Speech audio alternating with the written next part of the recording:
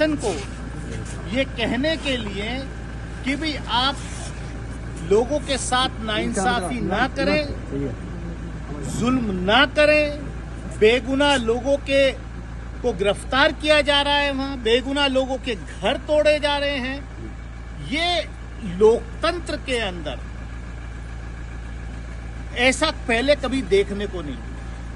हमने जाने का, हम अकेले जा रहे हैं, हम सिर्फ वहां जाकर के शांति की अपील कर रहे हैं। हम यहां से भी लोगों को मैसेज दे रहे हैं कि भड़कावे में ना आए, किसी के शांति और सौहार्द बनाए रखें। लेकिन हम साथ में उत्तर प्रदेश के मुख्यमंत्री की भाजपा सरकार को, योगी आदित्यनाथ की भाजपा सरकार को और उत्तर प्रदेश की पुलिस को भी हम चेतावनी दे रहे हैं कि ये दमनकारी नीति छोड़िए। नाइंसाफी और दमन ज्यादा दिन तक नहीं चलता। इस देश में बाबा साहब डॉक्टर भीमराव अंबेडकर ने जो संविधान दिया है, सबको बराबरी का हक दिया है। आज उस संविधान की धज्जियां उड़ाई जा रही हैं। गांधी के देश में जिस तरीके से दमनकारी सरकार काम कर रही है, कभी सोचा भी नहीं होगा। आज उन संविधान के निर्माताओं की आत्मा रो रही होगी कि क्या हमने ऐसा संविधान जो बनाया, उन आजादी के दीवानों की, जिन्होंने इस देश की आजादी के लिए कुर्बानियां दी, आज उनकी रूह रो रही होगी, उनकी आत्मा रो रही होगी कि इस देश में ऐसा भी दिन देखने को मिलेगा जब इस तरीके का जुल्म किया जाएगा। और बदकिस्मती इस बात की है कि मुख्यमंत्री जिस तरीके की भाषा का प्रयोग कर रहे हैं, अरे आप चुने हुए मुख्यमंत्री हैं, आप वो उत्तर प्रदेश की पूरी आवाम के आप रिप्रेजेंटेटिव हैं, लेकिन आप जिस तरीके की भाषा का प्रयोग करते हैं, शर्म आती है मुझे कि वो मेरे प्रदेश के मुख्यमंत्री। मैं सिर्फ इतना कहना चाहता हूं, मैं शांतिपूर्वक तरीके से, मैं अकेले, मैं कोई लाओ लश्कर भी नहीं ले जाना चाहता। मैं सिर्फ अकेले वहां जो लोगों के ऊपर जुल्म हो रहा है, उनकी दुकानें तोड़ी जा रही हैं, उनके मकान तोड़े जा रहे हैं, जिनका कोई लेना नहीं देना नहीं, और हम हमारी आवाज को दबाया जा रहा है। ज्यादा दिन तक किसी आवाज को दबा नहीं सकते। दमन जाका की लाइफ जो है वो ज्यादा नहीं होती।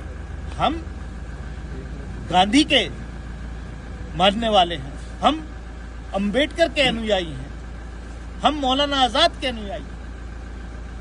हम शांतिपूर्वक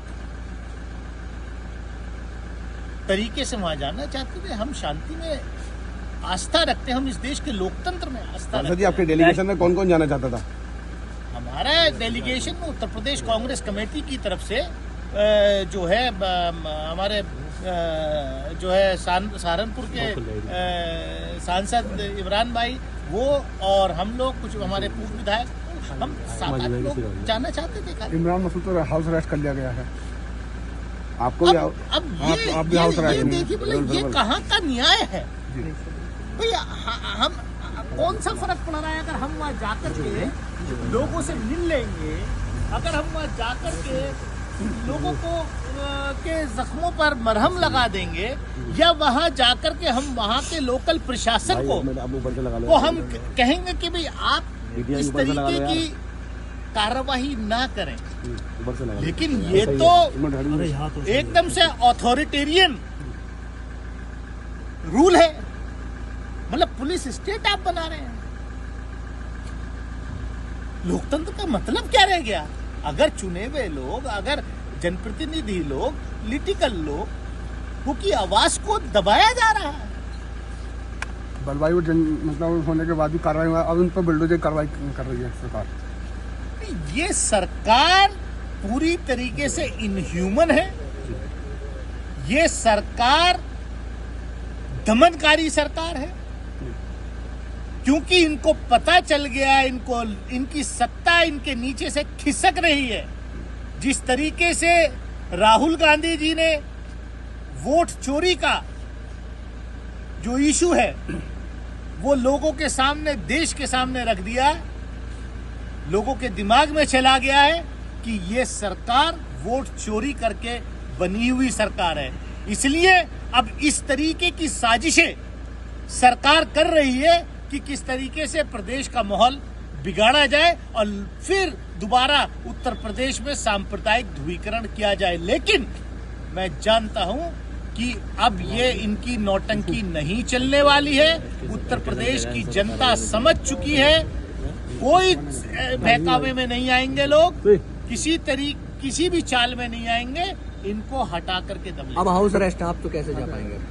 मैं तो कोशिश कर रहा हूं जाने की। अच्छा, मैं जाने दे दिया तो क्या करेंगे आप? ना कोई वारंट है ना कुछ। भाई कोई बताए ना कि किस लिए मुझे रोका जा रहा है। पुलिस कब तक तैनात की गई है? आपके हाउस अरेस्ट की वजह से? मैं तो रात 10 बजे के करीब, 10:30 बजे करीब क्षेत्र में से अमरोहा के ही देहात में से दौरा करके आया, तो देखा गया कि जो पूरा इन्होंने। अच्छा, कल जो है गायत्री प्रजापति पर भी हमला हुआ जेल के अंदर, क्या कहना चाहिए? उत्तर प्रदेश में कोई लॉ एंड ऑर्डर नाम की चीज नहीं। कोई भी व्यक्ति सुरक्षित नहीं है, ना अपने घर में सुरक्षित है, ना सड़क पर सुरक्षित है, ना जेल में सुरक्षित है। ठीक है, थैंक यू।